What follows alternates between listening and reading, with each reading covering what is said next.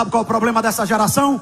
É cargo, é título. As pessoas estão brigando por cargo, brigando por título. A coisa está tão séria, mas está tão séria que hoje tem gente que não adora a Deus se ele não estiver fazendo alguma coisa que ele faz na igreja. É como se ele estivesse dizendo: eu vou para a igreja porque eu tenho que tocar, eu vou para a igreja porque eu tenho que pregar, eu vou para a igreja porque eu tenho que cantar, eu vou para a igreja porque eu sou isso. Não, você tem que vir aqui para adorar. Você tem uma função. E tem gente que pelo cargo mata, inventa. Se a gente brigasse pelas almas, como a gente briga pelas funções, o Brasil já estava salvo.